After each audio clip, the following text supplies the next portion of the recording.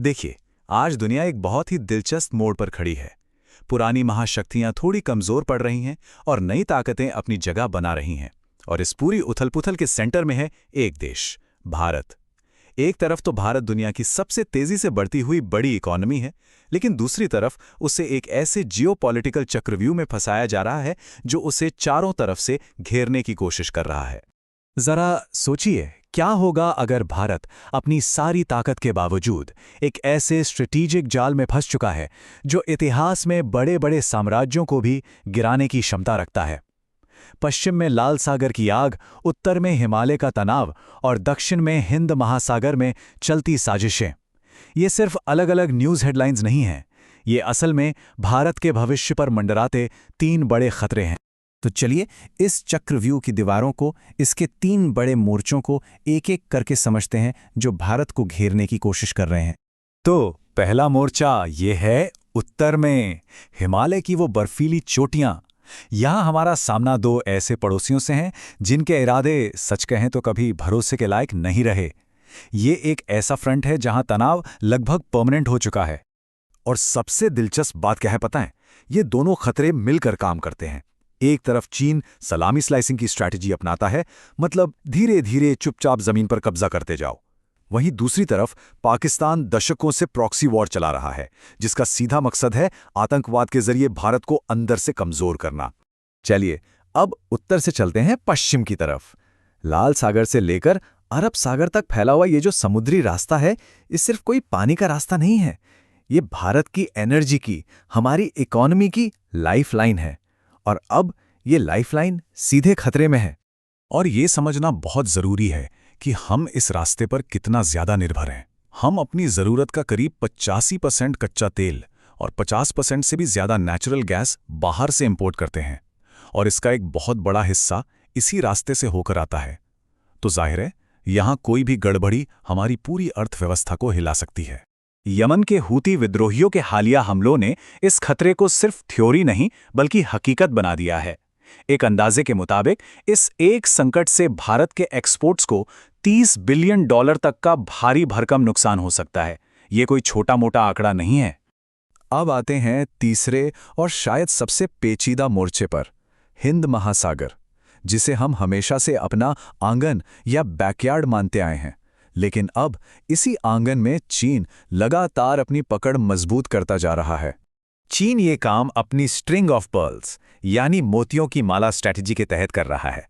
सुनने में कितना अच्छा लगता है ना? लेकिन इसका असली मतलब समझिए। वो पाकिस्तान के ग्वादर से लेकर श्रीलंका के हम्बनटोटा तक हमारे पड़ोस में बंदरगाहों का एक पूरा जाल बिछा रहा है। मकसद सिर्फ व्यापार नहीं, बल्कि हिंद महासागर में अपनी नेवी की मौजूदगी बढ़ाकर भारत को उसी के घर में घेरना है। तो सवाल ये उठता है कि आखिर ये सब हो क्यों रहा है? भारत को इस तरह से घेरने की कोशिश क्यों की जा रही है? इसे समझने के लिए हमें पर्दे के पीछे चल रहे ग्लोबल पावर गेम को समझना होगा।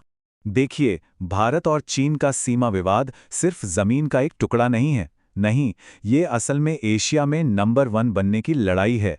चीन खुद को एशिया की अकेली महाशक्ति के तौर पर देखता है और वो बिल्कुल नहीं चाहता कि भारत उसके बराबर आकर खड़ा हो। 2020 की गलवान झड़प इसी बढ़ते तनाव का एक बहुत बड़ा सबूत थी, जिसके बाद भारत ने भी कड़े आर्थिक कदम उठाए। और यहीं से हमें समझना होगा कि आज की दुनिया में जंग का मैदान बदल चुका है। आज के दौर में लड़ाइयां सिर्फ टैंकों और मिसाइलों से नहीं, बल्कि ट्रेड और इन्वेस्टमेंट से भी लड़ी जाती हैं।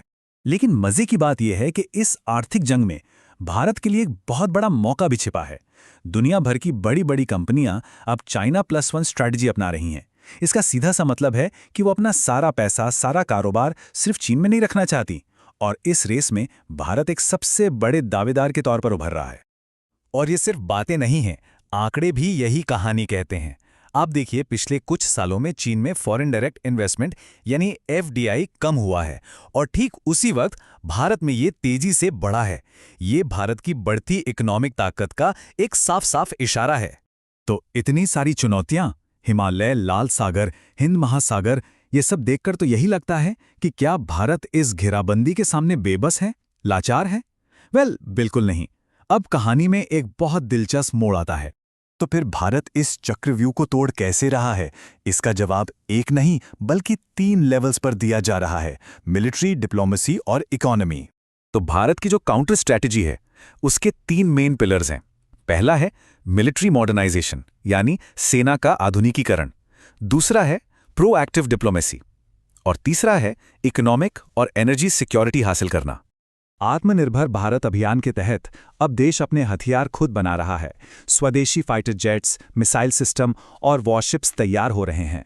और तो और हिंद महासागर में चीन की हर हरकत पर नजर रखने के लिए अंडमान और निकोबार में मिलिट्री इंफ्रास्ट्रक्चर को तेजी से अपग्रेड किया जा रहा है।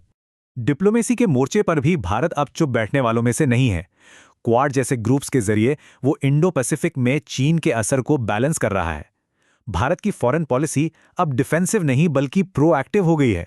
यानी अब भारत इंतजार नहीं करता बल्कि खुद आगे बढ़कर अपने हित साधता है। और अब बात एनर्जी की। भारत यहां एक बहुत बड़ा दांव खेल रहा है। हमारा लक्ष्य है 2030 तक 500 गीगावाट रिन्यूएबल एनर्जी कैपेसिटी हासिल करना। ये न सिर्फ भारत को एनर्जी के मामले में आत्मनिर्भर बनाएगा बल्कि क्लाइमेट चेंज से लड़ने में भी एक बहुत बड़ा कदम होगा।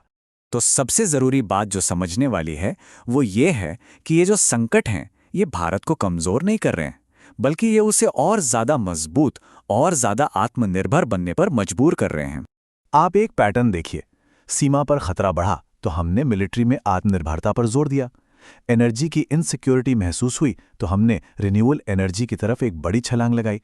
और इकोनॉमिक दबाव बढ़ा तो मेक इन इंडिया जैसी पहलों को और मजबूती मिली। हर चुनौती एक मौके में बदल रही है। तो ये तस्वीर है एक नए भारत की। एक ऐसा भारत जो अपनी सुरक्षा करना भी जानता है और अपने हक के लिए अपनी शर्तों पर लड़ना भी। ये वो भारत है जो ग्लोबल स्टेज पर अपनी जगह बना रहा है, किसी और की शर्तों पर नहीं बल्कि अपनी शर्तों पर।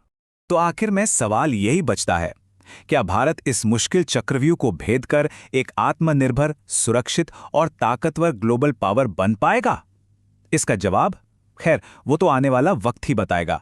अगर आपके पास इस प्रश्न का उत्तर है तो कमेंट करें और अपने मन की बात हमसे साझा करें। और ऐसी ही दुनिया की वास्तविकता की वीडियो देखने के लिए वास्तविकता रियलिटी को YouTube, Instagram, Facebook and other social media apps पर हमें फॉलो, सब्सक्राइब करें। धन्यवाद।